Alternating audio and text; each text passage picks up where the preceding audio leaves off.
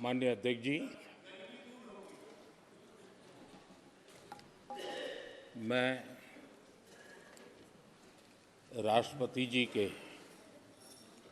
अभिभाषण पर धन्यवाद देने के लिए खड़ा हूं।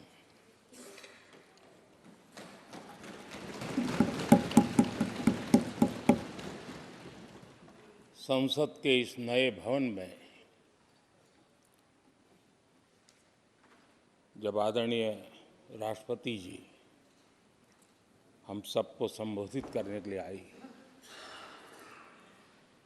और जिस गौरव और सम्मान के साथ सेंगोल पूरे प्रोसेसन का नेतृत्व कर रहा और हम सब उसके पीछे पीछे चल रहे थे। नए सदन में ये नई परंपरा भारत के आजादी के उस पवित्र पल का प्रतिबिंब जब साक्षी बनता है तो लोकतंत्र की गरिमा कई गुना ऊपर चली जाती है।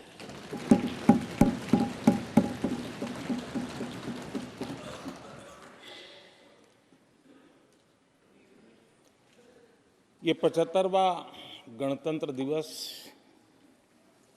इसके बाद संसद का नया भवन, सेंगोल की अगुवाई, ये सारा दृश्य अपने आप में बहुत ही प्रभावी था।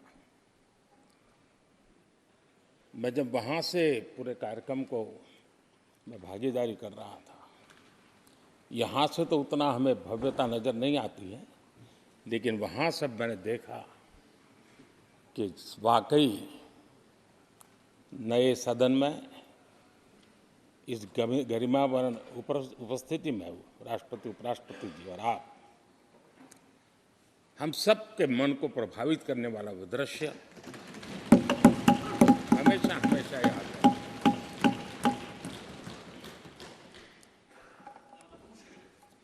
जिन माननीय करीब 60 से ज़्यादा माननीय सदस्यों ने राष्ट्रपति जी के आभार प्रस्ताव पर अपने अपने विचार रखे हैं, मैं विनम्रता के साथ अपने अपने विचार व्यक्त करने वाले सभी अपने माननीय सांसदगण का आभार व्यक्त करता हूं। मैं विशेष रूप से विपक्ष ने जो संकल्प लिया है उसकी सराहना करता हूं। उनके भाषण के एक एक बात से मेरा और देश का विश्वास पक्का हो गया है कि इन्होंने लंबे अरसे तक वहां रहने का संकल्प ले लिया।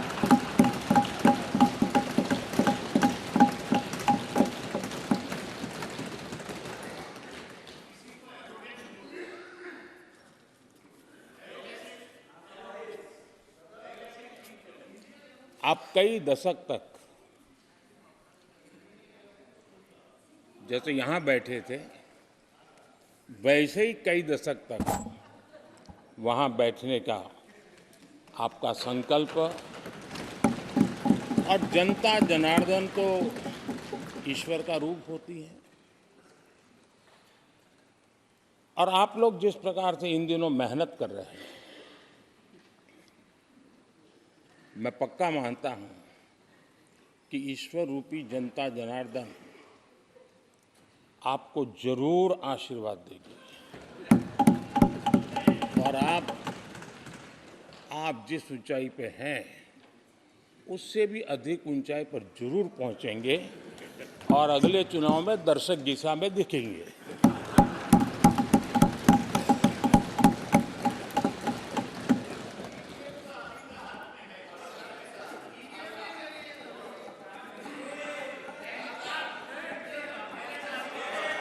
अधीर रंजन जी, इस बार आपने आपका कॉन्ट्रैक्ट उनको दे दिया है क्या?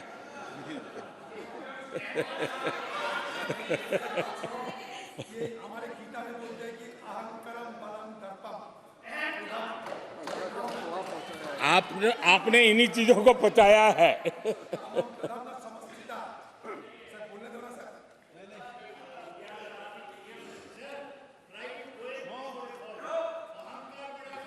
आदरणीय अध्यक्ष महोदय,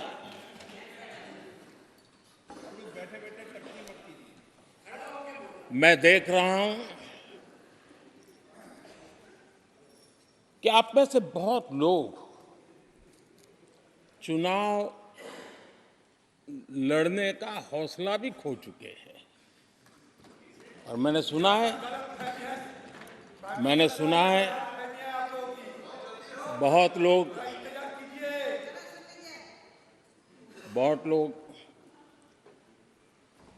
पिछली बार भी सीट बदली, इस बार भी कुछ सीट बदलने के फिराक में हैं।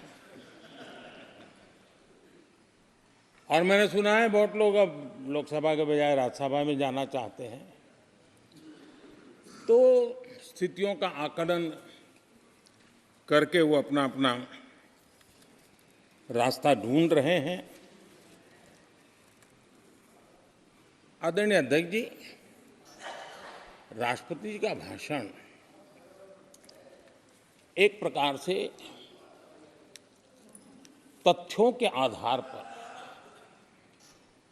हकीकतों के आधार पर एक बहुत बड़ा दस्तावेज है जो देश के सामने राष्ट्रपति जी ने प्रस्तुत किया।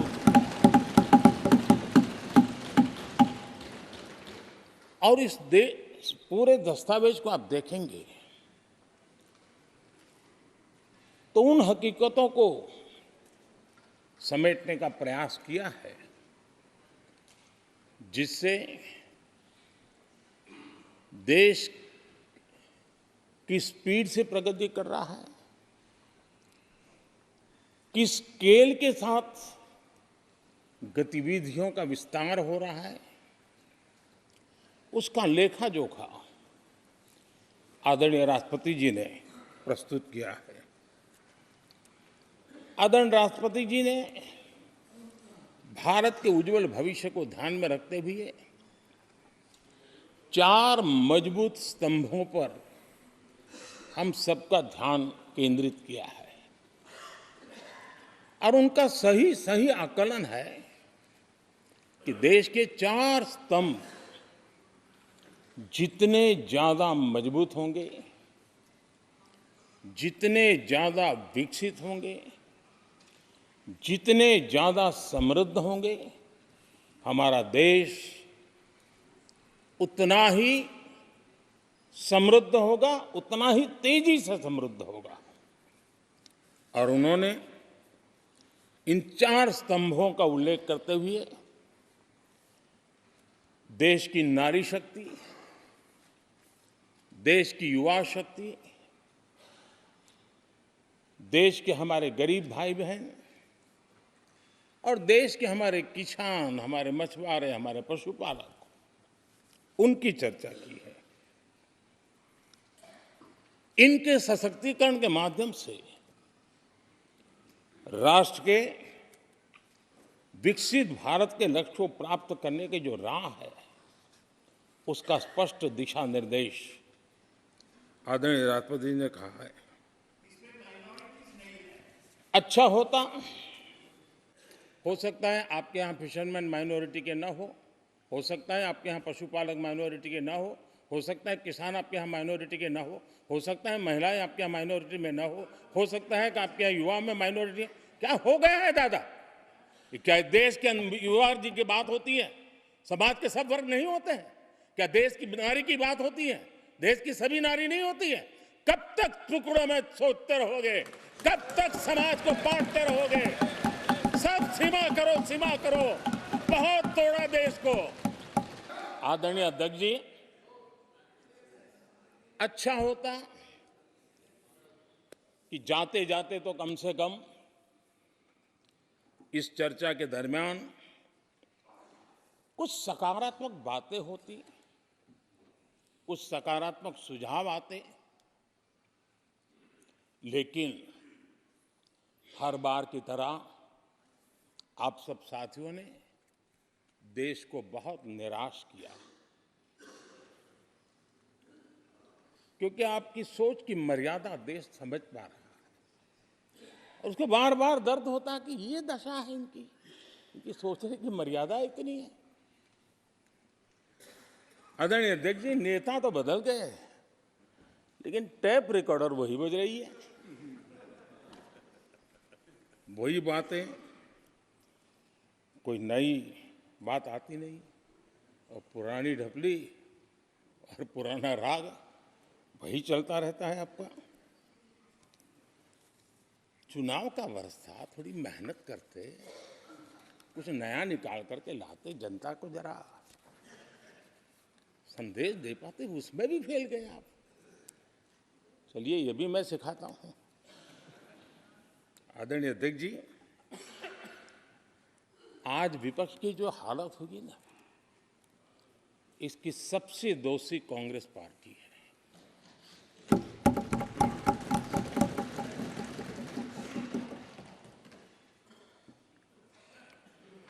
कांग्रेस को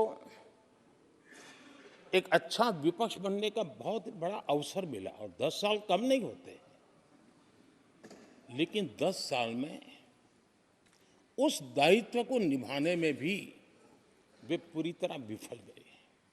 और जब खुद विफल हो गए तो विपक्ष में और भी होनहार लोग हैं, उनको भी उभरने नहीं दिया, क्योंकि फिर मामला और गड़बड़ हो जाए।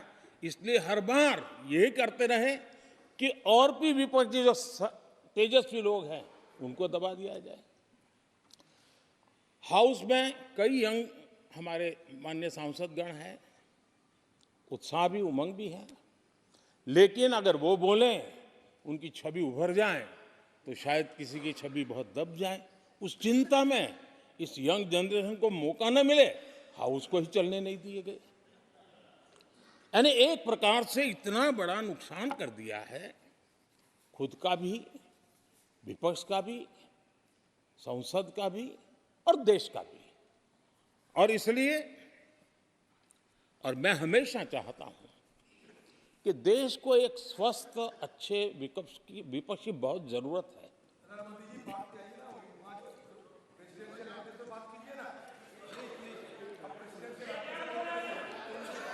देश ने जितना परिवारवाद का खामियाजा उठाया है, और उसका खामियाजा खुद कांग्रेस ने भी उठाया है। अब अधीर बाबू की हालत हम देख रहे हैं, वरना ये समय था संसद में रहने का, लेकिन परिवारवाद की सेवा तो करनी पड़ती है।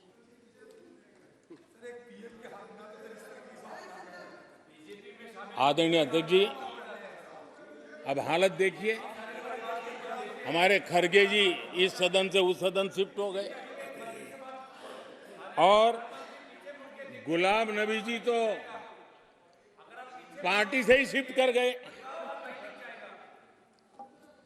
ये सब परिवारवाद के भेंट चढ़ गए। एक ही प्रोडक्ट बार बार लॉन्च करने के चक्कर में कांग्रेस की दुकान ताला लगने की नौबत आ गई है। और ये दुकान हम नहीं कह रहे, आप लोग कह रहे हैं। आप लोग कहते हैं दुकान खोली है, सब जगह पे बोलते हैं, दुकान को ताला लगने की बात आई।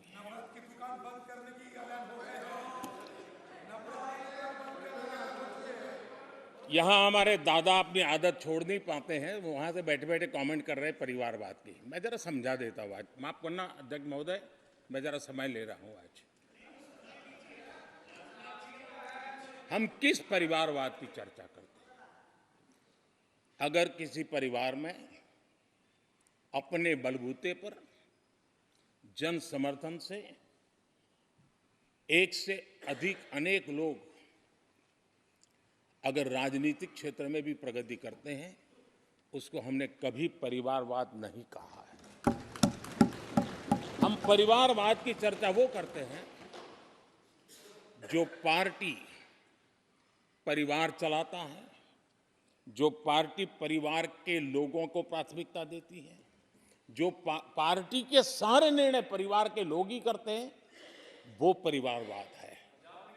न राजनाथ जी की कोई पॉलिटिकल पार्टी है, न अमित शाह की कोई पॉलिटिकल पार्टी है। और इसलिए जहां एक परिवार को पार्टियां लिखी जाती हैं, वो लोकतंत्र में उचित नहीं है। लोकतंत्र में अनेक एक परिवार के 10 लोग राजनीति में आए, कुछ बुरा नहीं है। हम तो चाहते हैं नौजवान लोग आए।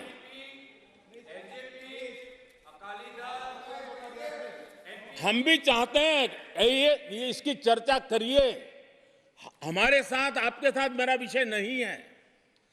देश के लोकतंत्र के लिए परिवारवादी राजनीति, पारिवारिक पार्टियों की राजनीति, ये हम सबकी चिंता का विषय होना चाहिए। और इसलिए मैं किसी परिवार के 2 लोग अगर प्रगति करते हैं, उसको तो मैं स्वागत करूंगा। 10 लोग प्रगति करें, मैं स्वागत करूंगा। देश में जितनी नई पीढ़ी अच्छे लोग आए, स्वागत योग्य है। सवाल यह है कि परिवार ही पार्टियां चलाती है। पक्का है कि ये अध्यक्ष नहीं होगा तो उसका बेटा होगा, ये नहीं होगा तो उसका बेटा होगा। ये लोकतंत्र का खतरा है। और इसलिए अच्छा हुआ दादा, थैंक यू। ये विषय कभी बोलता नहीं था, आज बोल दिया मैंने। आदरणीय अध्यक्ष जी, एक ही प्रोडक्ट को बार बार लॉन्च करने का भरपूर प्रयास हो रहा है।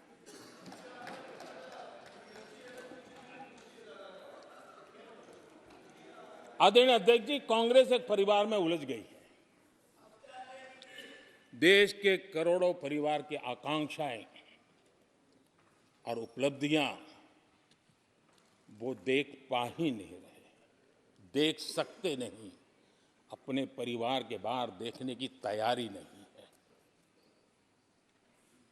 और कांग्रेस में एक कैंसिल कल्चर डेवलप हुआ है। कुछ भी है कैंसिल, कुछ भी है कैंसिल। ये एक ऐसे कैंसिल कल्चर में कांग्रेस फंस गई है। अगर हम कहते हैं मेक इन इंडिया, तो कांग्रेस कहती है कैंसिल। हम कहते हैं आत्मनिर्भर भारत, कांग्रेस कहती है कैंसिल।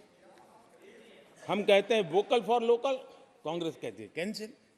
हम कहते हैं वंदे भारत ट्रेन, कांग्रेस कहती है कैंसिल। हम कहते हैं संसद की नई इमारत, कांग्रेस कहती है कैंसिल। यानी मैं हैरान हूं, ये कोई मोदी की उपलब्धियां नहीं है, देश की उपलब्धियां हैं।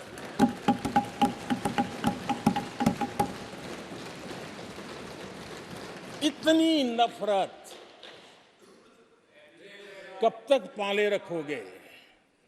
और उसके कारण देश की सफलताएं, देश के अचीवमेंट, उसको भी कैंसिल करके आप बैठ गए हो।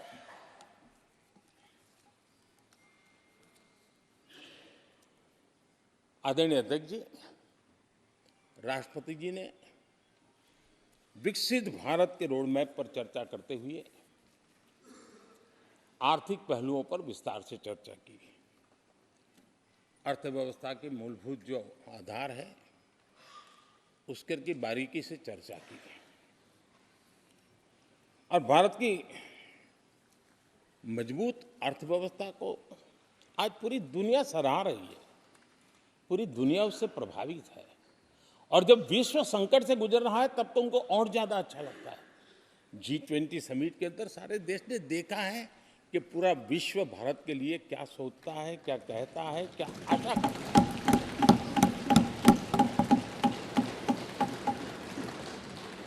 और इन सारे 10 साल के कार्यकाल के अनुभव के आधार पर आज की मजबूत अर्थव्यवस्था को देखते हुए जिस तेज गति से भारत विकास कर रहा है,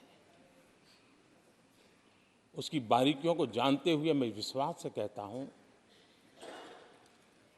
और इसीलिए मैंने कहा है कि हमारे तीसरे टर्म में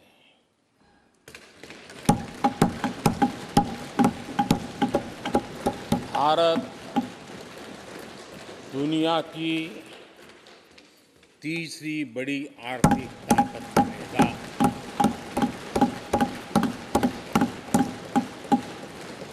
और ये मोदी की गारंटी है।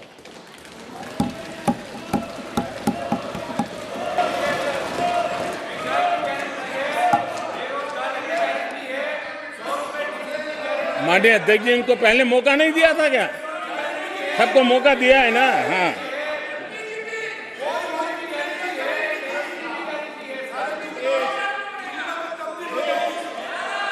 आदरणीय अध्यक्ष जी, जब हम दुनिया की तीसरी बड़ी आर्थिक शक्ति बनकर के उभरेंगे कहते हैं, तो हमारे विपक्ष में बैठे कुछ साथी कैसा कुतर्क देते हैं। वो कहते हैं इसमें क्या है, ये तो अपने आप हो जाएगा। क्या कमाल है आप लोगों की। मोदी का क्या है, ये तो अपने आप हो जाएगी। मैं जरा सरकार की भूमिका क्या होती है इस सदन के माध्यम से देश को और विशेष करके देश के युवा मन को बताना चाहता हूं, देश की युवा शक्तियों को बताना चाहता हूं कि होता कैसे है और सरकार की भूमिका क्या होती है। आदरणीय अध्यक्ष जी, 10 साल पहले 2014 में फरवरी महीने में जो इंटरिम बजट आया था, उस समय कौन लोग बैठे थे आपको तो मालूम ही है, देश को भी मालूम है। जो 10 साल पहले इंटरिम बजट आया था, उसे पेश करते समय उस समय के वित्त मंत्री ने जो कहा था, मैं उसको कोट कर रहा हूं, और एक एक शब्द बड़ा मूल्यवान है जी।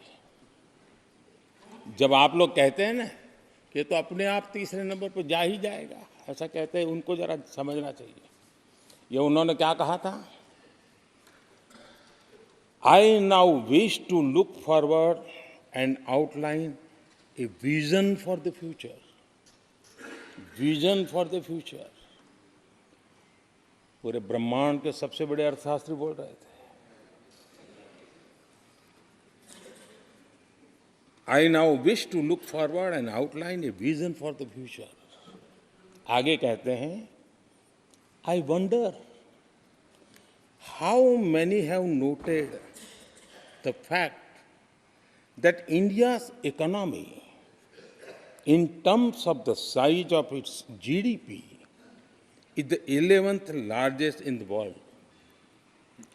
यानी 2014 में 11 नंबर पहुंचने पर क्या गौरवगान होता था। आज 5 पर पहुंच गए और आपको क्या हो गया, क्या हो गया। आदरणीय अध्यक्ष जी, आदरणीय अध्यक्ष जी, आदरणीय अध्यक्ष जी, आदरणीय अध्यक्ष जी, आदरणीय अध्यक्ष जी, आदरणीय अध्यक्ष जी, मैं आगे पढ़ रहा हूं। गोगोई जी, थैंक यू, आपने अच्छा कहा। मैं आगे पढ़ रहा हूं, ध्यान से सुनिए साथियों, ध्यान से सुनिए। उन्होंने कहा था is the 11th largest in the world. बड़ा गौरव का बात था। There are great things in the store. आगे वो कह रहे हैं, there are great things in store. फिर आगे कहते हैं, there is a well argued view that in the next 3 decades,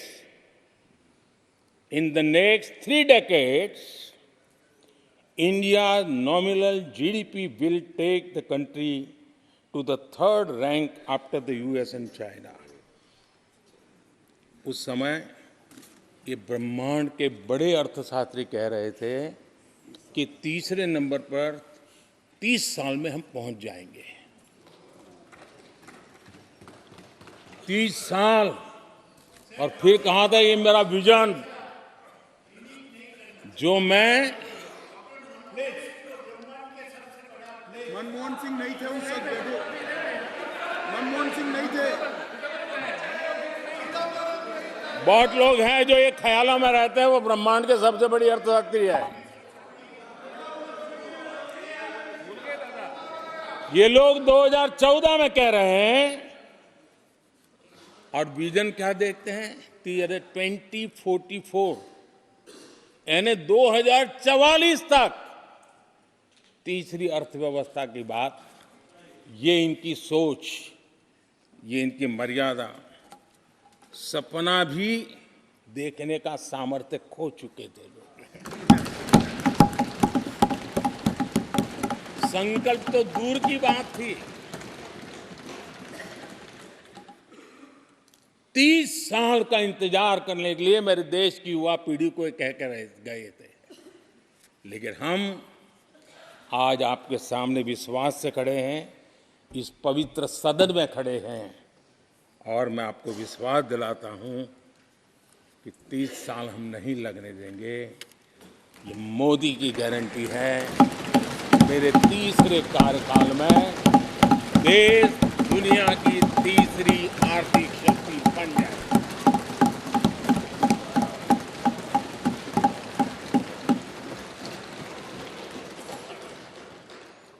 कैसे लक्ष्य रखते थे, उनकी सोच कहां तक जाती थी, दया आती है। और आप लोग 11 नंबर पे बड़ा गर्व कर रहे थे, अब 5 नंबर पहुंचा दिए जी। लेकिन अगर 11 पर पहुंचने से आपको खुशी होती थी तो 5 नंबर पहुंचने पर भी खुशी होनी चाहिए। देश 5 नंबर पर पहुंचा, आपको खुशी होनी चाहिए। इस बीमारी में फंसे पड़े हो। आदरणीय अध्यक्ष जी, भाजपा सरकार की काम करने की स्पीड, हमारे लक्ष्य कितने बड़े होते हैं, हमारा हौसला कितना बड़ा होता है, वो आज पूरी दुनिया देख रही है।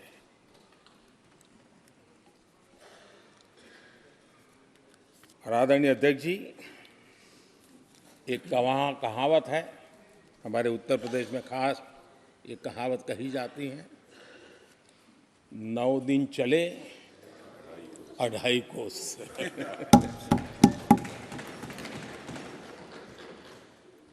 और मुझे लगता है कि ये कहावत पूरी तरह कांग्रेस को परिभाषित कर देती है।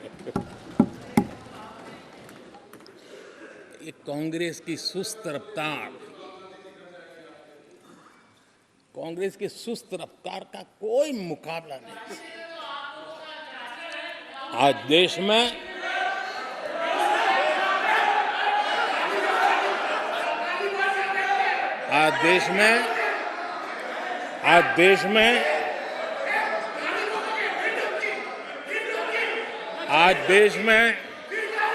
जिस रफ्तार से काम हो रहा है, कांग्रेस सरकार इस रफ्तार की कल्पना भी नहीं कर सकती। आदरणीय अध्यक्ष जी, शहरी गरीबों के लिए हमने गरीबों के लिए 400 घर हमने गरीबों के लिए, आदरणीय अध्यक्ष जी, हमने गरीबों के लिए 4 करोड़ घर बनाए।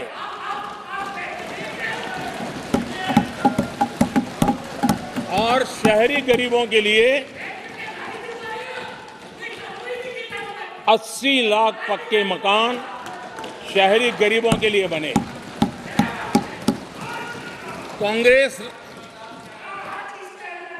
अगर कांग्रेस की रफ्तार से घर बने होते तो क्या हुआ होता, मैं इसका हिसाब लगाता हूं।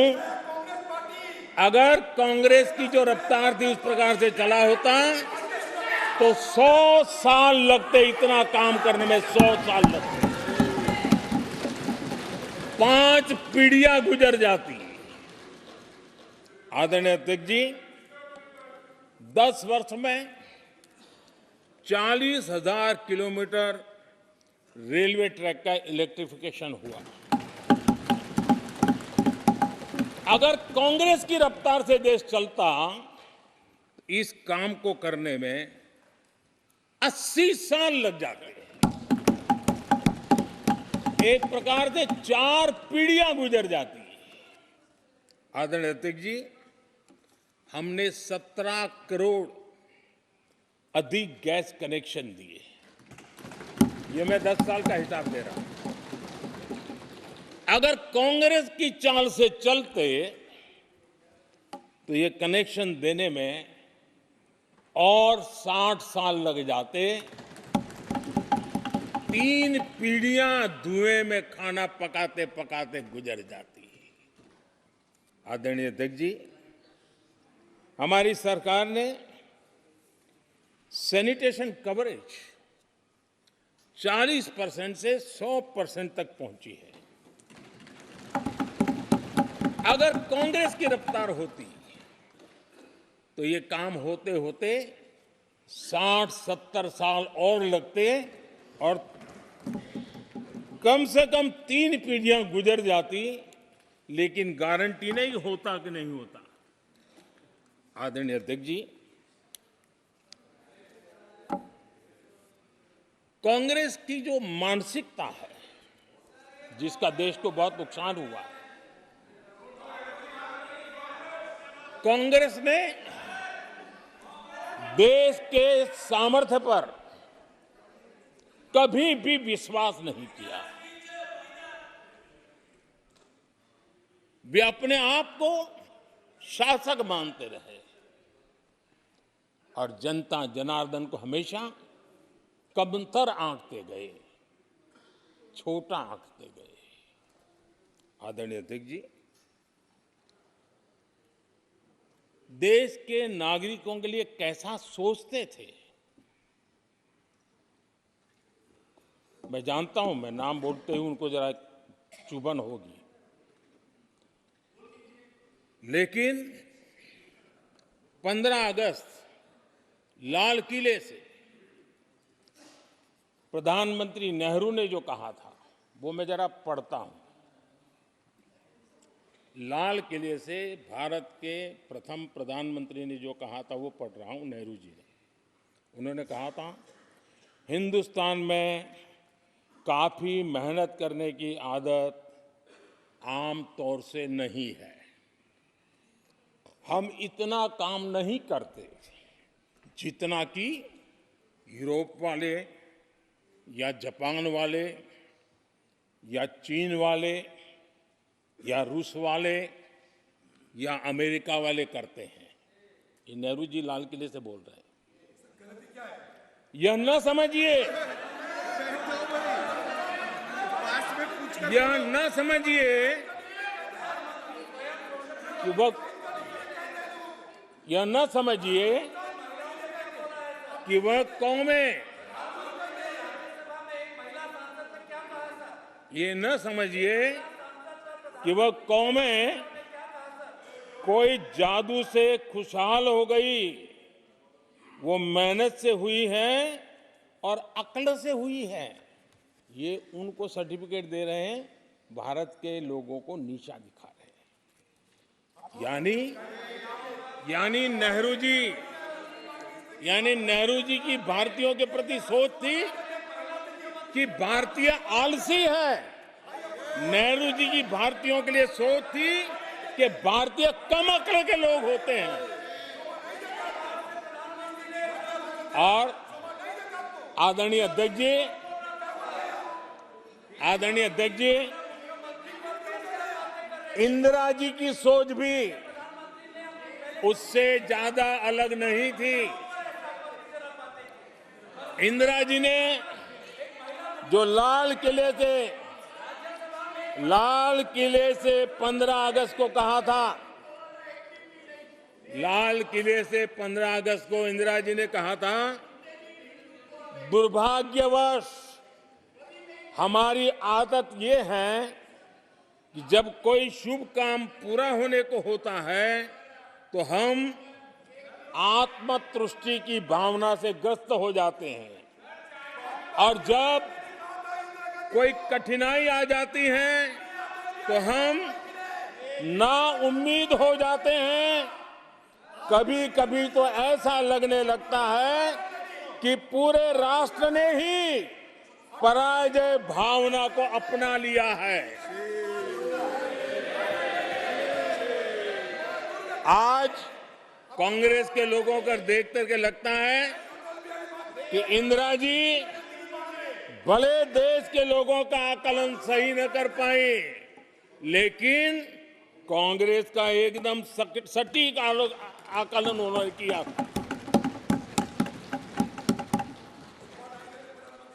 कांग्रेस के शाही परिवार के लोग मेरे देश के लोगों को ऐसा ही समझते थे, उनके विषय में ऐसे ही सोचते। और आज भी वही सोच देखने को मिलती है। माननीय अध्यक्ष जी,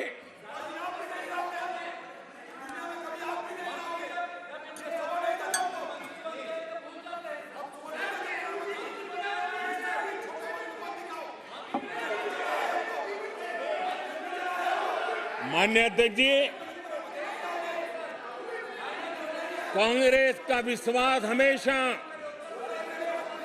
सिर्फ एक परिवार पर रहा है। एक परिवार के आगे वो न कुछ सोच सकते हैं, न कुछ देख सकते हैं। कुछ दिन पहले भानुमति का कुनबा जोड़ा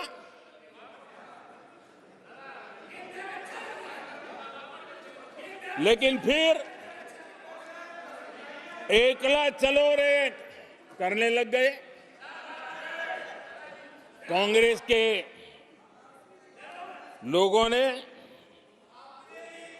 नया नया मोटर मैकेनिक का काम सीखा है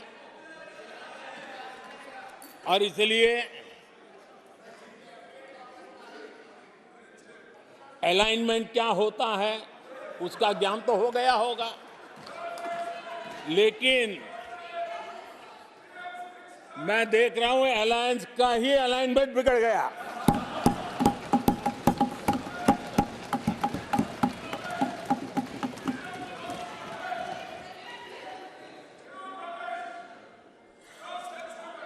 इनको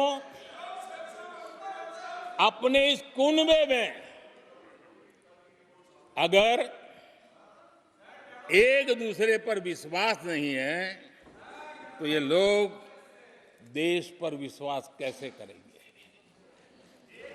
आदरणीय अध्यक्ष जी, हमें देश के सामर्थ्य पर भरोसा है, हमें लोगों की शक्ति पर भरोसा है। आदरणीय अध्यक्ष जी, देश की जनता ने हमें जब पहली बार सेवा करने का अवसर दिया तो हमने पहले कार्यकाल में यूपीए के समय के जो गड्ढे थे वो गड्ढे भरने में हमारा काफी समय और शक्ति लगी। हम पहले कार्यकाल में वो गड्ढे भरते रहे। हमने दूसरे कार्यकाल में नए भारत की नींव रखी और तीसरे कार्यकाल में हम विकसित भारत को निर्माण को नई गति देंगे। आदरणीय अध्यक्ष जी, पहले कार्यकाल में हमने स्वच्छ भारत, उज्ज्वला,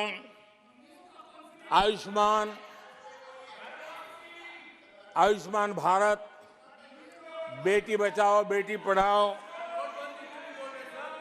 उसी प्रकार से सुगम्य भारत, डिजिटल इंडिया, ऐसे कितने ही जनहित के कामों को अभियान का स्वरूप देकर के आगे बढ़ाए। टैक्स व्यवस्था आसान हो, इसके लिए जीएसटी जैसे निर्णय लिए और हमारे इन कामों को देख करके जनता ने भरपूर समर्थन दिया, जनता ने बहुत आशीर्वाद दिए, पहले से भी ज्यादा आशीर्वाद दिए और हमारा दूसरा कार्यकाल प्रारंभ हुआ। दूसरा कार्यकाल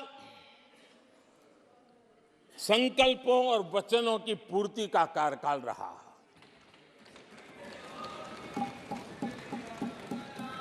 जिन उपलब्धियों का देश लंबे समय से इंतजार कर रहा था, वो सारे काम हमने दूसरे कार्यकाल में पूरे होते देखे। हम सबने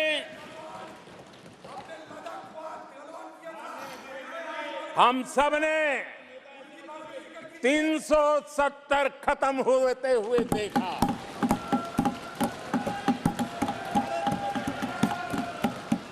इन्हीं माननीय सांसदों के आंखों के सामने और उनके वोट की ताकत से 370 गया।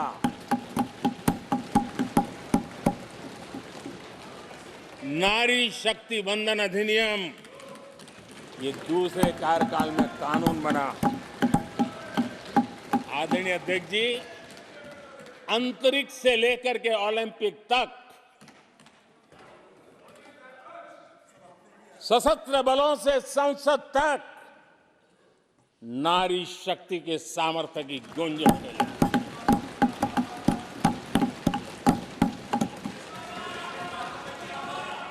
ये नारी शक्ति के सशक्तिकरण को आज देश ने देखा है। आदरणीय अध्यक्ष जी, उत्तर से दक्षिण तक,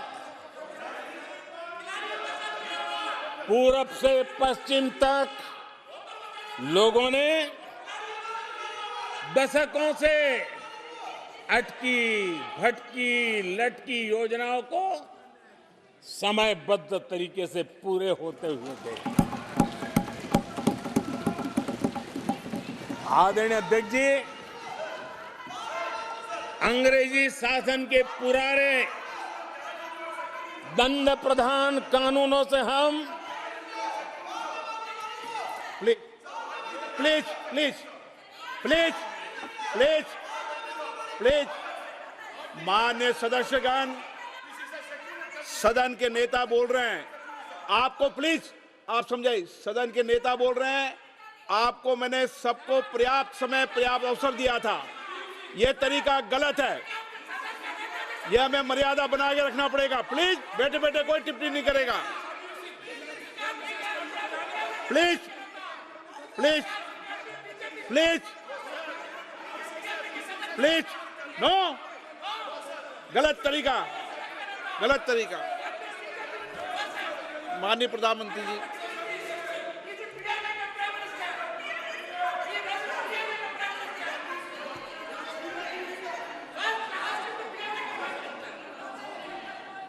ये तरीका है क्या आपका?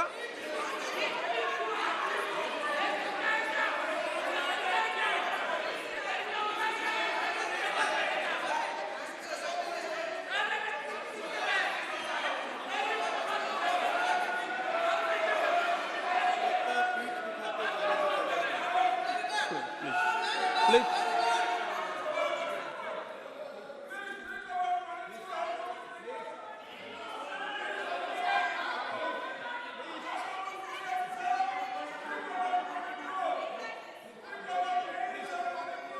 आदरणीय अध्यक्ष जी,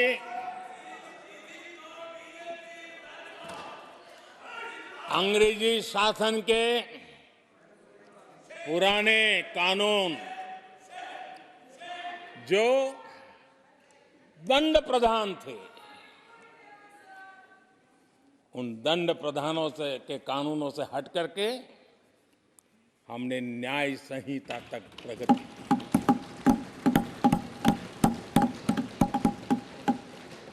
हमारी सरकार ने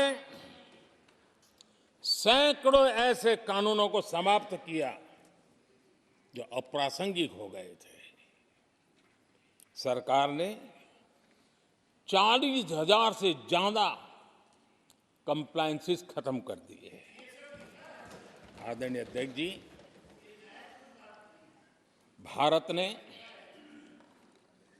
अमृत भारत और नमो भारत ट्रेनों से भविष्य की उन्नति के सपने देखे।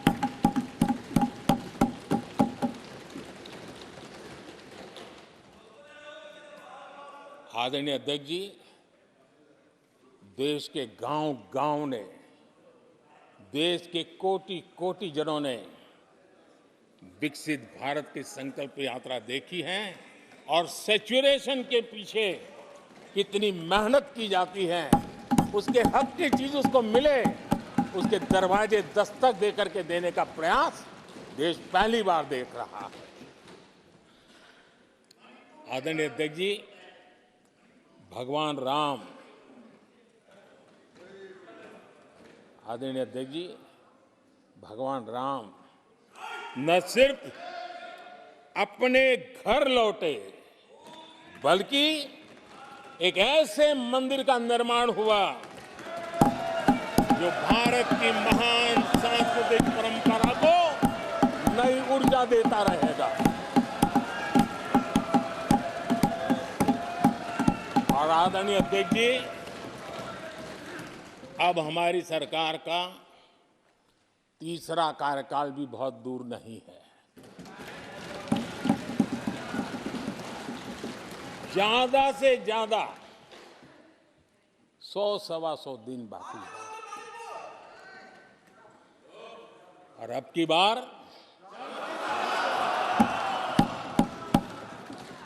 पूरा देश कह रहा है, अब की बार खड़गे जी भी कह रहे हैं। लेकिन अध्यक्ष जी, मैं आमतौर पर ये आंकड़े के चक्कर में नहीं पड़ता, लेकिन मैं देख रहा हूं देश का मिजाज एनडीए को तो 400 पार करवा ही के रहेगा, लेकिन भारतीय जनता पार्टी को 370 सीट अवश्य देगा।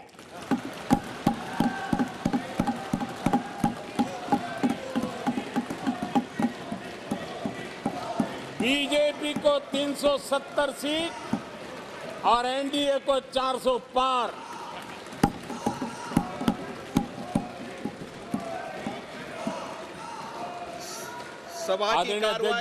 सभा की कार्रवाई इस विषय की समाप्ति तक बढ़ा दी जाए।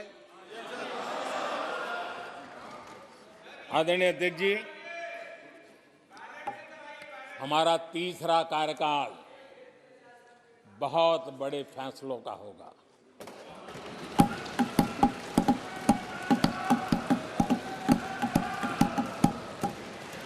मैंने लाल किले से कहा था और राम मंदिर प्राण प्रतिष्ठा के समय भी मैंने उसको दोहराया था। मैंने कहा था, देश को अगले 1000 वर्षों तक समृद्ध और सिद्धि के शिखर पर देखना चाहिए। तीसरा कार्यकाल अगले 1000 वर्षों के लिए एक मजबूत नींव रखने का कार्यकाल होगा।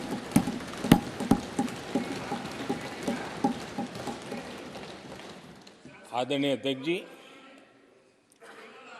मैं भारतवासियों के लिए, उनके भविष्य के लिए बहुत ही विश्वास से भरा हुआ है। मेरा देश के 140 करोड़ नागरिकों के सामर्थ्य पर अपार भरोसा है, मेरा बहुत विश्वास है।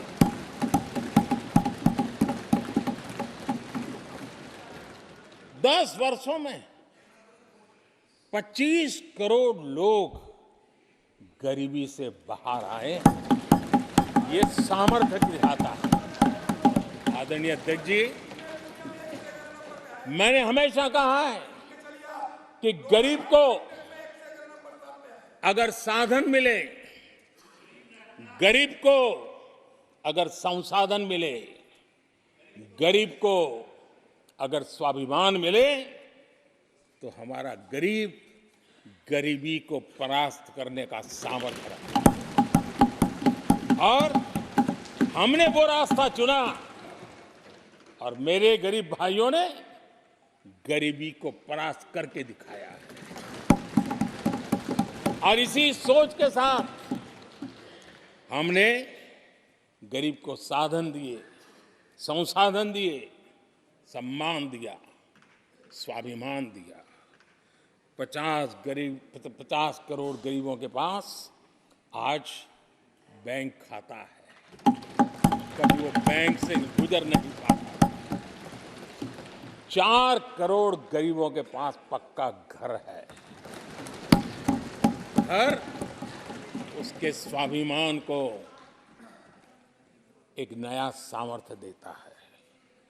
11 करोड़ से अधिक परिवारों को पीने का शुद्ध जल पानी नल से मिल रहा है। 55 करोड़ से अधिक गरीबों को आयुष्मान भारत कार्ड मिला है। घर में कोई भी बीमारी आ जाए, उस बीमारी के कारण फिर से वो गरीबी की तरफ लुढ़क ना जाए, उसको भरोसा है कितनी भी बीमारी क्यों ना आ जाए, मोदी बैठा है। 80 करोड़ लोगों को मुफ्त अनाज की सुविधा दी गई है। आदरणीय अध्यक्ष जी, मोदी ने उनको पूछा जिनको पहले कोई पूछता तक नहीं था। देश में पहली बार रेहड़ी पटरी वाले साथियों के बारे में सोचा गया। पीएम स्वनिधि योजना से आज वो ब्याज के चक्कर से बाहर निकले, बैंक से पैसे लेकर अपने कारोबार को बढ़ा रहे हैं। देश में पहली बार हाथ का हुनर जिनका सामर्थ्य है, जो राष्ट्र का निर्माण भी करते हैं, ऐसे मेरे विश्वकर्मा साथियों के बारे में सोचा गया। उनको आधुनिक टूल, आधुनिक ट्रेनिंग, पैसों की मदद, विश्व एक मार्केट उनके लिए खुल जाए, ये मेरे विश्वकर्मा भाइयों के लिए हमने कहा। देश में पहली बार पीवीटीजी यानी जनजातियों में भी अति पिछड़े जो हमारे भाई बहन हैं, संख्या बहुत कम है, वोट के हिसाब से किसी को नजर नहीं जाती। हम वोट से परे हैं, हम दिलों से जुड़े हैं और इसलिए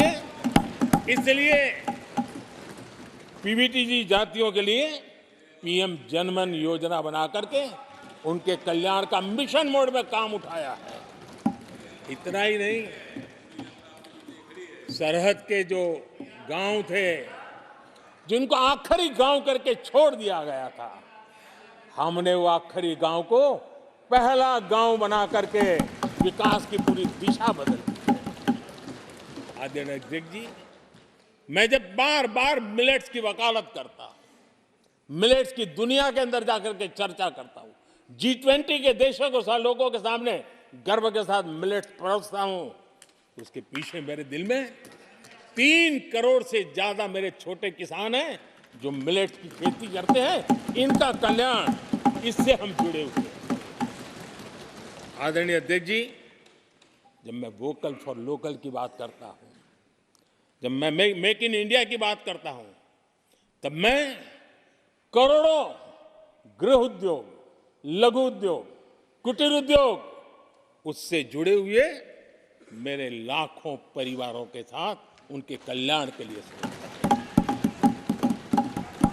आदरणीय अध्यक्ष जी, खादी, कांग्रेस पार्टी ने उसको भुला दिया, सरकारों ने भुला दिया। आज मैं खादी के ताकत देने में सफलतापूर्वक आगे बढ़ा हूं, क्योंकि खादी के साथ, हैंडलूम के साथ करोड़ों बुनकरों की जिंदगी लगी हुई है। मैं उनके कल्याण को देखता हूं। आदरणीय अध्यक्ष जी, हमारी सरकार हर कोने में गरीबी को निकालने के लिए, गरीब को समृद्ध बनाने के लिए अनेक विविध प्रयासों को कर रही है। जिनके लिए वोट बैंक ही था, उनके लिए उनका कल्याण संभव नहीं था। हमारे लिए उनका कल्याण राष्ट्र का कल्याण है और इसलिए हम उसी रास्ते पर चल पड़े। आदरणीय अध्यक्ष जी, कांग्रेस पार्टी ने, यूपीए सरकार ने ओबीसी समुदाय के साथ भी कोई न्याय नहीं किया, अन्याय किया। इन लोगों ने ओबीसी नेताओं का अपमान करने में कोई कोर कसर नहीं छोड़ी है। कुछ दिन पहले जब कर्पूरी ठाकुर जी को भारत रत्न दिया, हमने वो सम्मान किया। लेकिन याद करिए, उस कर्पूरी ठाकुर अति पिछड़े समाज से ओबीसी समाज के उस महापुरुष के साथ क्या व्यवहार हुआ था, किस प्रकार से उनके साथ जुल्म किया। 1970 में बिहार के मुख्यमंत्री बने तो उनको पद से हटाने के लिए कैसे कैसे खेल खेले गए थे। उनकी सरकार अस्थिर करने के लिए क्या कुछ नहीं किया गया था। आदरणीय अध्यक्ष जी, कांग्रेस को अति पिछड़ा व्यक्ति बर्दाश्त नहीं हुआ था।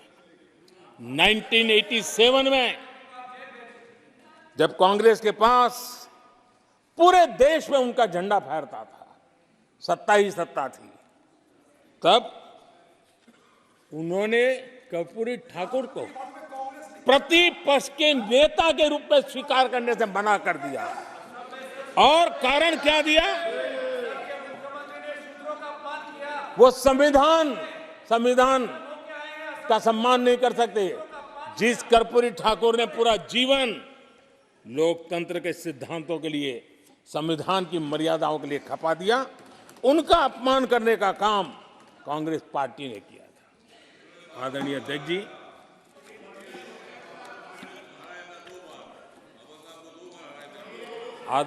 जी,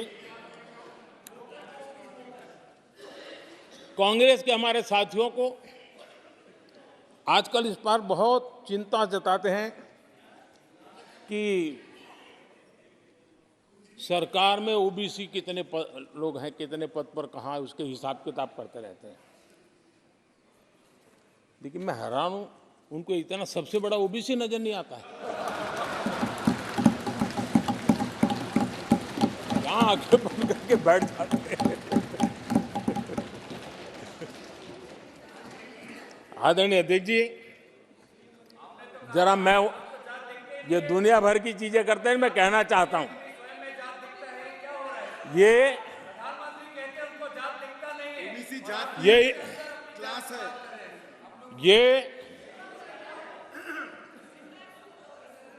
यूपीए के समय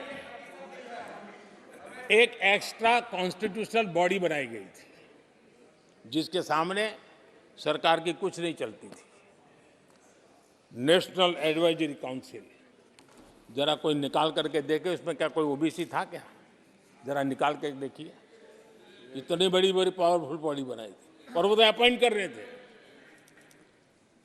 आदरणीय अध्यक्ष जी, पिछले 10 वर्षों में नारी शक्ति के सशक्तिकरण को लेकर के अनेक विविध कदम उठाए गए हैं। नारी के नेतृत्व में समाज के सशक्तिकरण पर काम किया गया है। आदरणीय अध्यक्ष जी, अब देश की बेटी, हिंदुस्तान में कोई ऐसा सेक्टर नहीं है जहां देश की बेटियों के लिए दरवाजे बंद हो।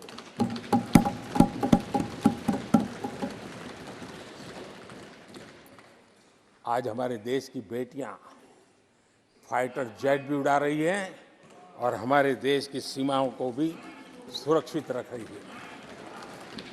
आदरणीय अध्यक्ष महोदय, ग्रामीण व्यवस्था, अर्थव्यवस्था हमारी, women self help group 10 crore बहनें जुड़ी है। और आर्थिक गतिविधि करती है और ग्रामीण अर्थव्यवस्था को वो नई ताकत दे रही है। और मुझे आज खुशी है कि इन प्रयासों का परिणाम है कि आज करीब करीब 1 करोड़ लखपति दीदी आज देश में बनी। और जब मेरी उनसे बातें होती है, उनका जो आत्मविश्वास देखता हूं, मेरा पक्का विश्वास है हम जिस तरह आगे बढ़ रहे हैं, आने वाले हमारे कार्यकाल में 3 करोड़ लखपति दीदी हमारे देश के अंदर हम देखेंगे। आप कल्पना कर सकते हैं गांव की अर्थव्यवस्था को कितना बड़ा बदलाव हो जाएगा। आदरणीय अध्यक्ष जी, हमारे देश में बेटियों के संबंध में जो पहले सोच थी, समाज के घर में घुस गई थी, दिमाग में भी घुस गई थी, आज वो सोच कितनी तेजी से बदल रही है। थोड़ा सा बारीकी से देखेंगे तो हमें पता चलेगा कितना बड़ा सुखद बदलाव आ रहा है। पहले अगर बेटी का जन्म होता था तो चर्चा होती थी, अरे खर्चा कैसे उठाएंगे, उसको कैसे पढ़ाएंगे, उसके आगे की जिंदगी का एक प्रकार से कोई बोझ है, ऐसी चर्चाएं हुआ करती थी।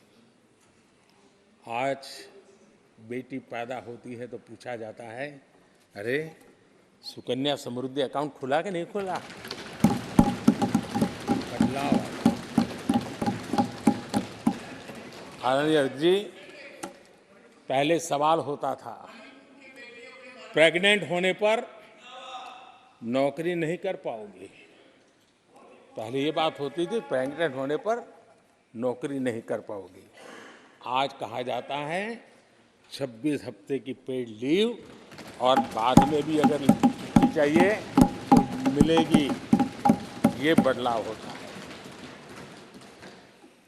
पहले समाज में सवाल होते थे कि महिला होकर नौकरी क्यों करना चाहती हो, क्या पति की सैलरी कम पड़ रही, ऐसे सवाल होते थे। आज लोग पूछ रहे हैं, मैडम आपका जो स्टार्टअप है ना बहुत प्रगति कर रहा है, क्या मुझे नौकरी मिलेगी। ये बदल।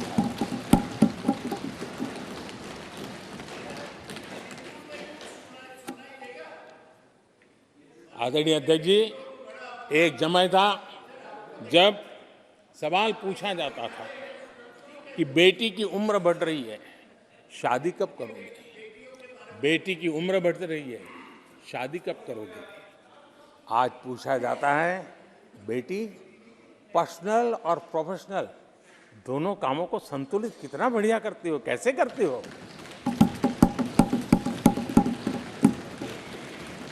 आदरणीय अध्यक्ष जी, एक समय था घर में कहा जाता था कि घर के मालिक घर पे है कि नहीं है, ऐसा पूछा जाता था। घर के मुखिया को बुलाइए, ऐसा कहते थे। आज किसी के घर जाते हैं तो घर महिला के नाम पर, बिजली का बिल उसके नाम पर आता है, पानी गैस सब उसके नाम पर। तो परिवार के मुखिया की जगह आज मेरी माताएं बहन से। ये बदलाव अमृतकाल में विकसित भारत का हमारा जो संकल्प है ना, इसकी एक बहुत बड़ी शक्ति के रूप में उभरने वाला है और मैं उस शक्ति के दर्शन कर पा रहा हूं। आदरणीय अध्यक्ष महोदय,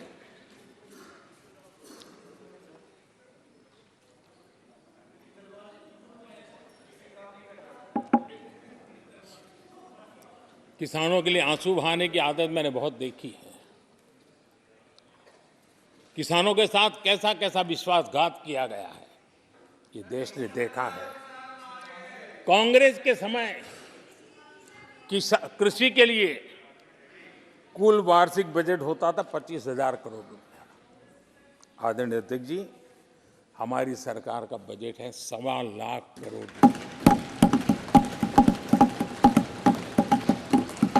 आदरणीय अध्यक्ष जी, कांग्रेस ने अपने 10 साल के कार्यकाल में 7 लाख करोड़ रुपया का धान और गेहूं किसानों से खरीदा था। हमने 10 वर्ष में करीब 18 लाख करोड़ का धान गेहूं खरीदा। कांग्रेस सरकार ने दलहन और तिलहन की खरीदी नाम मात्र कभी कहीं की हो तो की हो। हमने 1.25 लाख करोड़ रुपए से भी अधिक का दलहन और तिलहन खरीद किया है। हमारे कांग्रेस के साथियों ने पीएम किसान सम्मान निधि का मड़ा उजाया और जब मैंने मेरी पहली टर्म में ये योजना शुरू की थी तो मुझे याद है कि झूठा नैरेटिव की जो फैशन चल पड़ी है, गांव में जाके कहा जाता था कि देखिए ये मोदी के पैसे मत लेना, ये चुनाव एक बार जीत गया तो सारे पैसे ब्याज समेत तुमसे वापस मांगेगा। ऐसा झूठ फैलाया गया था। किसानों को इतना मूर्ख बनाने की कोशिश की गई थी। आदरणीय अध्यक्ष जी, पीएम किसान सम्मान निधि 2,80,000 करोड़ रुपए हमने भेजे। पीएम फसल बीमा योजना 30,000 रुपया का प्रीमियम और उसके सामने 1.5 लाख करोड़ रुपया मेरे किसान भाई बहनों को दिया। कांग्रेस ने अपने शासनकाल में कभी भी मछुआरे पशुपालक की तो नामो निशान नहीं था उनके काम में। पहली बार इस देश में मछुआरों के लिए अलग मंत्रालय बना, पशुपालन के लिए अलग मंत्रालय बना। पहली बार पशुपालक को, मछुआरों को किसान क्रेडिट कार्ड दिया गया ताकि कम ब्याज से उसको बैंक से पैसा मिल सके, वो अपना कारोबार बढ़ा सके। किसान और मछुआरों की चिंता सिर्फ जानवरों की नहीं होती है, जिंदगी का एक महत्वपूर्ण हिस्सा है। आर्थिक चक्र को चलाने में इन पशुओं की भी बहुत बड़ी भूमिका होती है। हमने फुट एंड माउथ डिसीज उससे हमारे पशुओं को बचाने के लिए 50 करोड़ से ज्यादा टीके लगाए हैं। पहले कभी सोचा नहीं।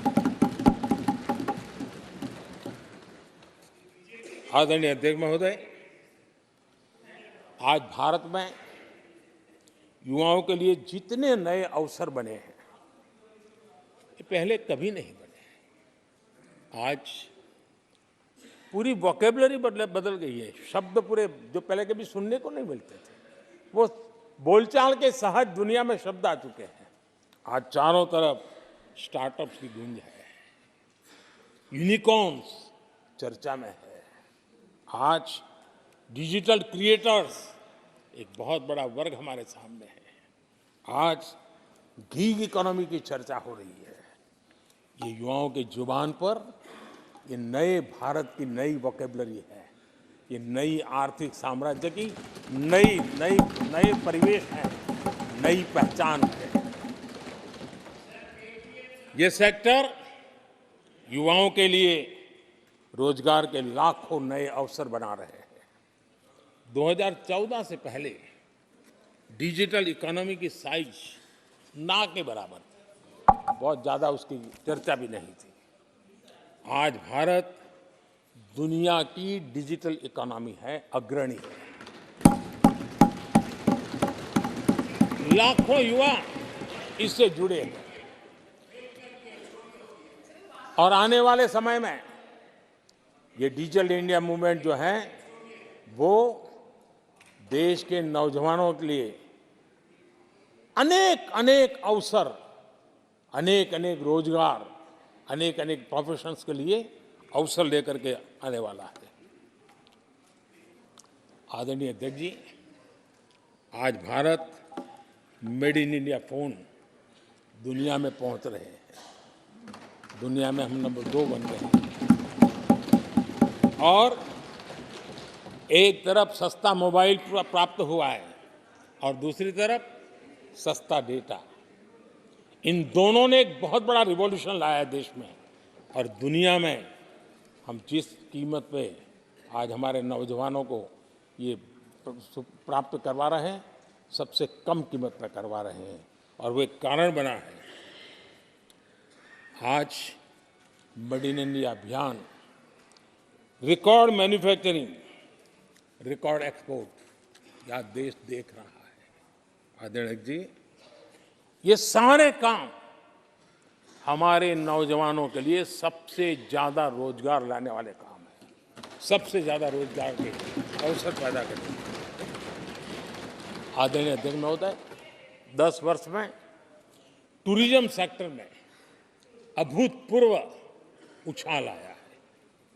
हमारे देश में ये ग्रोथ और टूरिज्म सेक्टर ऐसा है जिसमें कम से कम पूंजी निवेश में अधिक से अधिक लोगों को रोजगार देने वाला अवसर है और सामान्य से सामान्य व्यक्ति को भी ये रोजगार देने वाला अवसर है। स्वरोजगार की सबसे ज्यादा संभावनाएं वाला टूरिज्म क्षेत्र है। 10 वर्ष में एयरपोर्ट 2 गुने बने। भारत सिर्फ एयरपोर्ट बने ऐसा नहीं है, भारत दुनिया का तीसरा बड़ा डोमेस्टिक एविएशन सेक्टर बना, दुनिया के तीसरे बड़े। हम सबको खुशी होनी चाहिए। भारत की जो एयरलाइंस कंपनियां हैं, उन्होंने 1000 नए एयरक्राफ्ट के ऑर्डर दिए। देश में 1000 नए एयरक्राफ्ट, और जब इतने सारे हवाई जहाज ऑपरेट होंगे, सारे एयरपोर्ट कितने धमधमते होंगे, कितने पायलट्स की जरूरत पड़ेगी, कितने हमें क्रू मेंबर चाहिए, कितने इंजीनियर चाहिए, कितने ग्राउंड सर्विस के लिए लोग चाहिए। यानी रोजगारी के नए नए क्षेत्र खुलते जा रहे हैं। एविएशन सेक्टर भारत के लिए एक बहुत बड़ा नया अवसर बन करके आया है। आदरणीय अध्यक्ष जी, हमारी कोशिश नहीं है कि इकोनॉमी को हम फॉर्मलाइज करने की दिशा में मजबूती से कदम उठाए,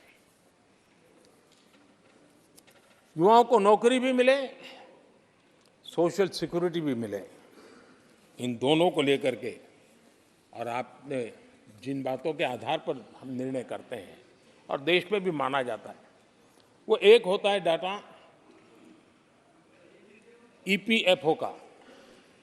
ईपीएफओ में जो रजिस्ट्रेशन होता है, 10 साल में करीब 18 करोड़ नए सब्सक्राइबर आए और वो तो सीधा पैसों से जुड़ा खेल होता है, उसमें फर्जी नाम नहीं होते हैं।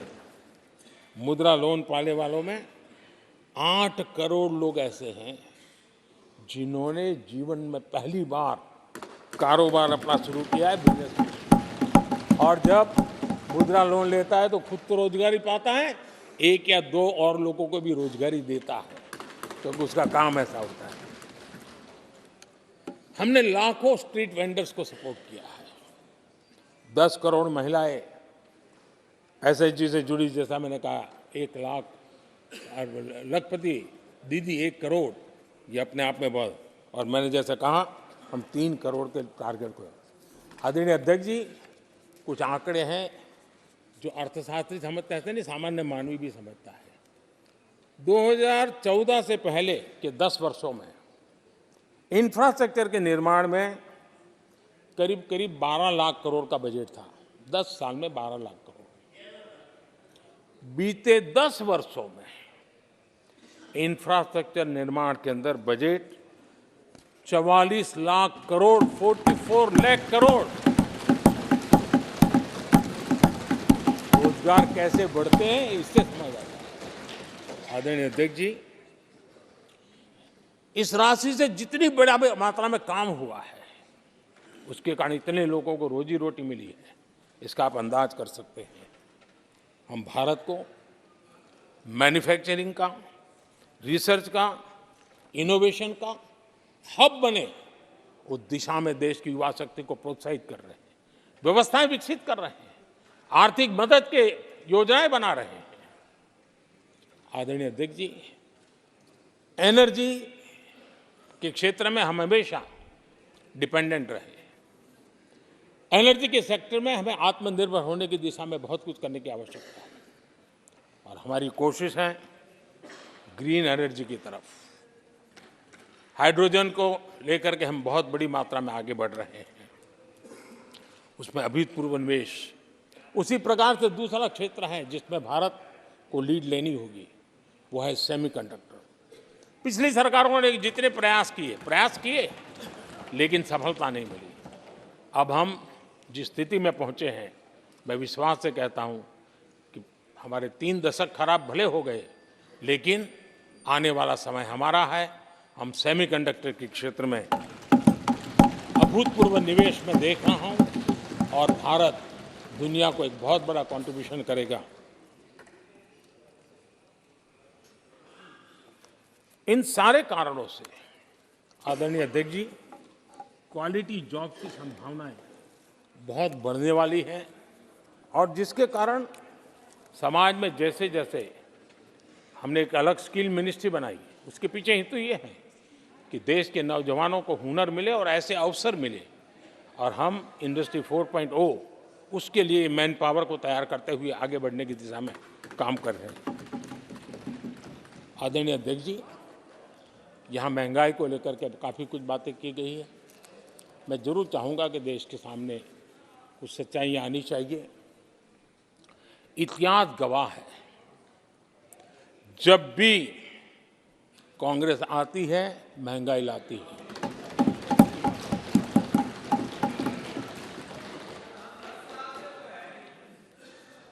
मैं कुछ वक्तव्य इस सदन में आज कहना चाहता हूं और किसी की आलोचना करने के लिए नहीं कह रहा हूं, लेकिन हो सकता है कि हमारी बात जो समझ नहीं पाते हैं वो अपने लोगों की बात को समझने का प्रयास करेंगे। कहा गया था कभी और किसने कहा था वो मैं बाद में कहूंगा, हर चीज की कीमत बढ़ जाने की वजह से मुसीबत फैली है, आम जनता उनमें फंसी है। ये स्टेटमेंट ऑफ फैक्ट किसका है?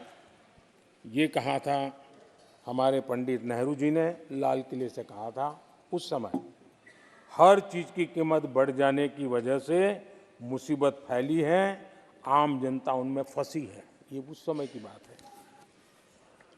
उन्होंने माना था लाल किले से, चारों तरफ महंगाई बढ़ी है। अब इस वक्तव्य के 10 साल के बाद, नेहरू जी के इस वक्तव्य के 10 साल के बाद एक और वक्तव्य का कोट आपके सामने रखता हूं।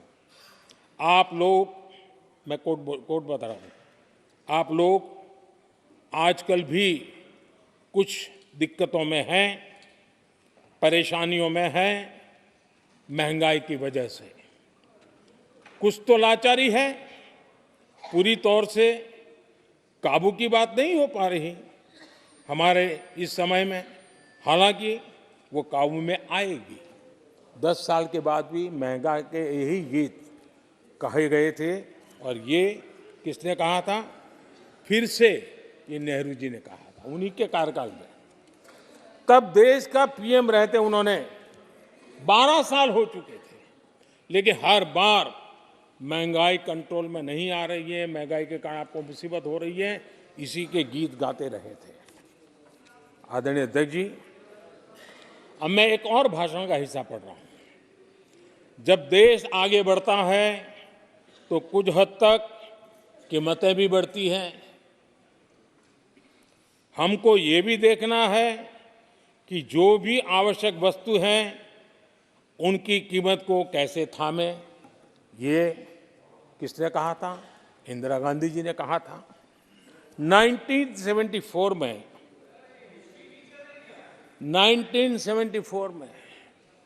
जब देश में सारे उन्होंने दरवाजे ताले लगा दिए थे, लोगों को जेल में बंद कर दिया था, 30% महंगाई थी, 30%।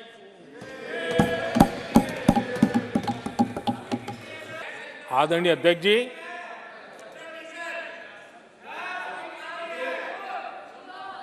अपने भाषण में यहां तक कहा गया था, क्या कहा था आप चौंक जाएंगे। उन्होंने कहा था अगर जमीन न हो, यानी कुछ पैदावार के लिए जमीन न हो, तो अपने गमले और कनस्तर में सब्जी उगा लें।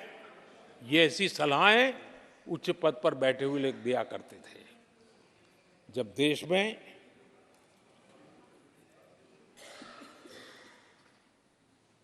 महंगाई को लेकर के 2 गाने सुपर हिट हुए थे हमारे देश में, घर घर गाए जाते थे। एक महंगाई मार गई और दूसरा महंगाई डायन खाए जा, डायन खाए जात है। और ये दोनों गाने कांग्रेस के शासनकाल में आए। आदरणीय अध्यक्ष जी, यूपीए के शासनकाल में महंगाई डबल डिजिट में थी, डबल डिजिट में महंगाई थी, इसको नकार नहीं सकते हैं। और यूपी का सरकार का तर्क क्या था जी? असंवेदनशीलता। ये कहा गया था कि महंगी आइसक्रीम खा सकते हो तो महंगाई का रोना क्यों रो रहे हो, ये कहा गया था, ये कहा गया था। जब भी कांग्रेस आई है उसने महंगाई को ही मजबूत किया है। आदरणीय अध्यक्ष जी, हमारी सरकार ने महंगाई को लगातार नियंत्रण में रखा है। दो युद्ध के बावजूद और 100 साल में आए सबसे बड़े संकट के बावजूद महंगाई नियंत्रण में है और हम कर पाए हैं।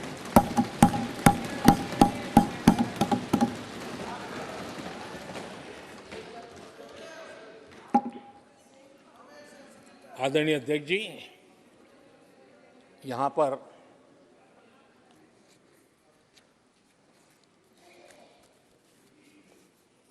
बहुत गुस्सा व्यक्त किया गया,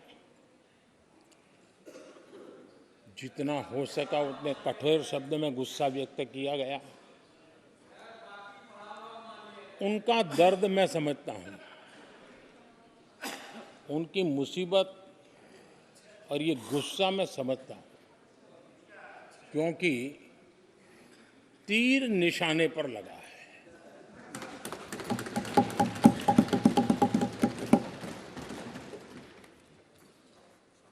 भ्रष्टाचार पर एजेंसियां एक्शन ले रही हैं, उसको लेकर भी इतना गुस्सा, क्या क्या शब्दों का प्रयोग किया जा रहा है। आदरणीय अध्यक्ष जी, 10 साल पहले हमारे सदन में, पार्लियामेंट में क्या चर्चा होती थी?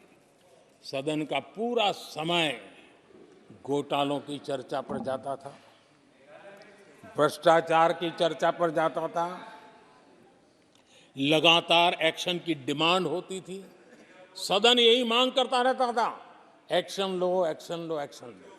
वो कालखंड देश ने देखा है, चारों तरफ भ्रष्टाचार की खबरें रोजमर्रा। और आज जब भ्रष्टाचारियों पर एक्शन लिया जा रहा है तो लोग उनका समर्थन में हंगामा करते हैं। आदरणीय अध्यक्ष जी, इनके समय में एजेंसियों का सिर्फ और सिर्फ राजनीतिक उपयोग के लिए उपयोग किया जाता था, बाकी उनको कोई काम करने नहीं दिया जाता था। अब आप देखिए उनके कालखंड में क्या हुआ। पीएमएलए एक्ट के तहत हमने पहले के मुकाबले 2 गुने से अधिक केस दर्ज किए। कांग्रेस के समय में ईडी ने 5,000 करोड़ रुपए की संपत्ति जब्त की। हमारे कार्यकाल में ईडी ने 1 लाख करोड़ रुपए की संपत्ति की।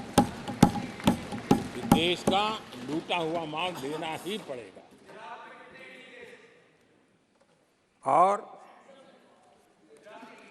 जिनका इतना सारा माल पकड़ा जाता हो, नोटों के ढेर पकड़े जाते हो, और अधीर बाबू तो बंगाल से आते हैं, देखे हैं नोटों के ढेर उन्होंने। तो किस किस के घर में से पकड़े जाते, किस किस राज्यों में पकड़े जाते थे। ये देश देश ये नोटों के ढेर देख देख करके चौंक गया है। लेकिन अब जनता को आप मूर्ख नहीं बना सकते। जनता देख रही है कि किस प्रकार से यूपीए सरकार में जो भ्रष्टाचार की बातें होती थी उसका टोटल 10-15 लाख करोड़ का रहा है, चर्चा होती थी। हमने लाखों करोड़ के घोटाले तो अटकाए, लेकिन उन सारे पैसों को गरीबों के काम लगा दिया, गरीबों के कल्याण के लिए। अब बिचौलियों के लिए गरीबों को लूटना बहुत मुश्किल हो गया है। Direct benefit transfer, Jan Dhan account, Aadhaar, mobile, उसकी ताकत हमने पहचानी है। 30 लाख करोड़ रुपए से ज्यादा रकम हमने लोगों के खाते में सीधी पहुंचाई। और अगर कांग्रेस के एक प्रधानमंत्री ने कहा था कि 1 रुपया भेजते हैं 15 पैसे पहुंचते हैं, अगर उस हिसाब से मैं देखूं तो हम जो 30 लाख भेजे हैं, अगर उनका जमाना होता तो कितना रुपया कहां चला जाता, इसका हिसाब लगाइए। 15% मुश्किल से लोगों के पास पहुंचता, बाकी सब कहां चला जाता। आदरणीय अध्यक्ष जी, हमने 10 करोड़ फर्जी नाम हटाए हैं। अभी लोग पूछते हैं पहले इतना आंकड़ा था, क्यों कम हुआ? आपने ऐसी व्यवस्था बनाई थी जिस बेटी का जन्म नहीं हुआ उसको आपके यहां से विधवा पेंशन जाते थे। और ऐसे सरकारी योजनाओं को मारने के जो रास्ते थे ना, 10 करोड़ फर्जी नाम बंद किए। ये जो परेशानी है ना इन चीजों की है, क्योंकि रोजमर्रा की काय उनकी बंद हो गई है। आदरणीय अध्यक्ष जी, हमने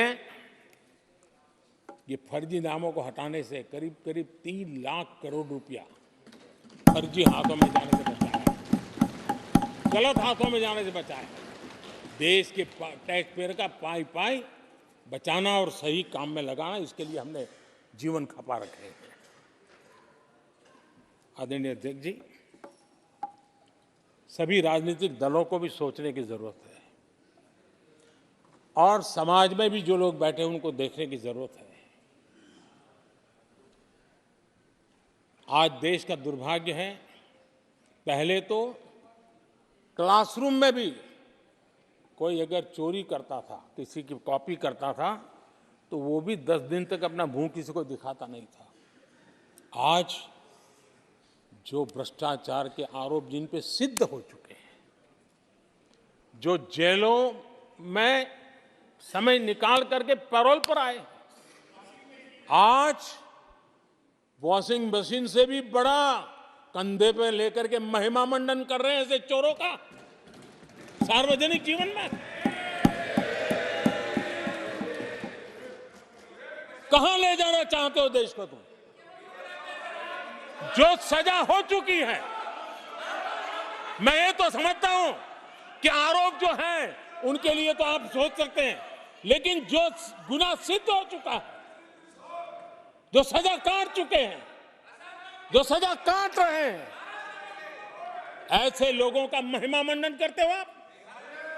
कौन सा कल्चर और देश की भावी पीढ़ी को क्या प्रेरणा देना चाहते हो आप?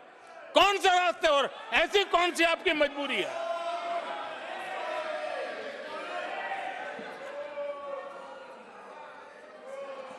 और ऐसे लोगों का महिमा मंडन किया जा रहा है, उनको महान बताया जा रहा है।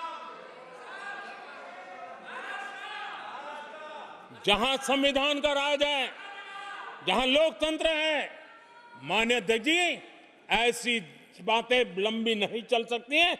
ये लोग लिख करके रखे हैं, ये जो महिमा मंडन का काम चल रहा है उनका, वो अपने ही खात्मे की चिट्ठी पे सिग्नेचर कर रहे हैं लोग। आदरणीय अध्यक्ष जी, जांच करना ये एजेंसियों का काम है। एजेंसियां स्वतंत्र होती हैं और संविधान ने उनको स्वतंत्र रखा हुआ है। और जज करने का काम न्यायाधीश का है। जज करने का काम न्यायाधीश का है और वो अपना काम कर रहे हैं। और अध्यक्ष जी, मैं इस पवित्र सदन में फिर से दोहराना चाहूंगा, जिसको जितना जुल्म मुझ पर करना है कर ले, मेरी भ्रष्टाचार के खिलाफ लड़ाई चलती रहेगी। जिसने देश को लूटा है उनको लौटाना पड़ेगा। जिन्होंने देश को लूटा है उनको लौटाना पड़ेगा। ये मैं देश को इस सदन की पवित्र जगह से वादा करता हूं। जिसको जो आरोप लगाना है लगा लें, लेकिन देश को लूटने नहीं दिया जाएगा और जो लूटा है वो लौटाना पड़ेगा। आदरणीय अध्यक्ष जी, देश सुरक्षा और शांति का एहसास कर रहा है। देश पिछले 10 वर्ष की तुलना में सुरक्षा के क्षेत्र में देश आज वाकई सशक्त हुआ है। आतंकवाद, नक्सलवाद एक छोटे दायरे में अब सिमटा हुआ है।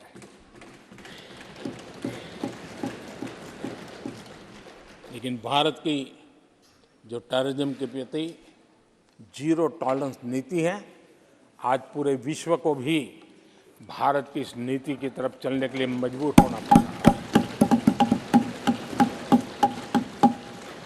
भारत की सेनाएं सीमाओं से लेकर के समंदर तक अपने सामर्थ्य को लेकर के आज भी उसकी थाक है। हमें हमारी सेना के पराक्रम पर गर्व होना चाहिए। हम कितना ही उनके मोरल तोड़ने की कोशिश करें, मुझे मेरी सेना पर भरोसा है। मैंने उनके सामर्थ्य को देखा है। कुछ राजनेता सेना के लिए हल्के फुल्के शब्द बोल दें, इससे मेरे देश की सेना डिमोरलाइज होगी। ये सपनों में कोई रहते तो निकल जाए। देश के मूड को वो खत्म नहीं कर सकते। और किसी के एजेंट बन करके इस प्रकार की भाषा अगर कहीं से भी उठती है, देश कभी स्वीकार नहीं कर सकता है।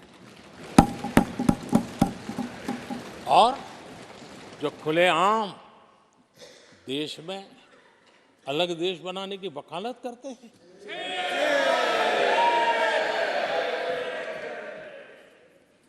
जोड़ने की बातें छोड़ो, तोड़ने की कोशिश करिए। यार, आपके अंदर क्या पड़ा हुआ है? क्या इतने टुकड़े करके अभी भी आपके मन को समाधान नहीं हुआ है? देश के इतने टुकड़े कर चुके हो आप, और टुकड़े करना चाहते हो? कब तक करते रहोगे? आदरणीय अध्यक्ष जी, इसी सदन में अगर कश्मीर की बात होती थी तो हमेशा चिंता का स्वर निकलता था, छिटाकशी होती थी, आरोप प्रत्यारोप होते थे। आज जम्मू कश्मीर में अभूतपूर्व विकास की चर्चा हो रही है और गर्व के साथ हो रही है। पर्यटन लगातार बढ़ रहा है। G20 समिट होती है वहां, पूरा विश्व आज उसकी सराहना करता है। आर्टिकल 370 को लेकर के कैसा हुआ बना के रखा था। कश्मीर के लोगों ने जिस प्रकार से उसको गले लगाया है, कश्मीरी जनता ने जिस प्रकार से गले लगाया है, और आखिर के ये समस्या किसकी देन थी? किसने देश के माथे पर मारा था? किसने भारत के संविधान के अंदर इस प्रकार की दरार करके रखी हुई थी? आदरणीय अध्यक्ष जी, अगर नेहरू जी का नाम लेते हैं तो उनको बुरा लगता है, लेकिन कश्मीर को जो समस्याएं झेलनी पड़ी उसके मूल में उनकी ये सोच थी और उसी का परिणाम है देश को भुगतना पड़ा। जम्मू कश्मीर के लोगों को, देश के लोगों को नेहरू जी की गलतियों का बहुत बड़ी कीमत चुकानी पड़ी है। आदरणीय अध्यक्ष जी, वो भले गलतियां करके गए, लेकिन हम मुसीबतें झेल करके भी गलतियों सुधारने के लिए हमारी कोशिश जारी रखेंगे। हम रुकने वाले नहीं हैं। हम देश के लिए काम करने के लिए निकले हुए लोग हैं। हमारे लिए नेशन फर्स्ट है। आदरणीय अध्यक्ष जी,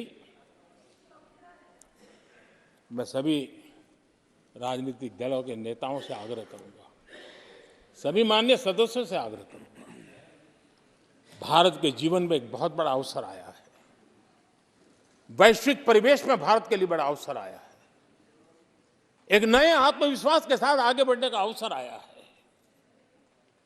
राजनीति अपनी जगह पे होती है, आरोप प्रत्यारोप अपनी जगह पर होता है, लेकिन देश से बढ़कर कुछ नहीं होता है। और इसलिए आइए मैं निमंत्रण देता हूं आपको, कंधे से कंधा मिलाकर के हम देश के निर्माण के लिए आगे बढ़े। राजनीति में किसी भी जगह पर रहते हुए भी राष्ट्र निर्माण में आगे बढ़ने में कोई रुकावट नहीं आती। अब इस राह को मत छोड़िए। मैं आपका साथ मांग रहा हूं, मां भारती के कल्याण के लिए साथ मांग रहा हूं।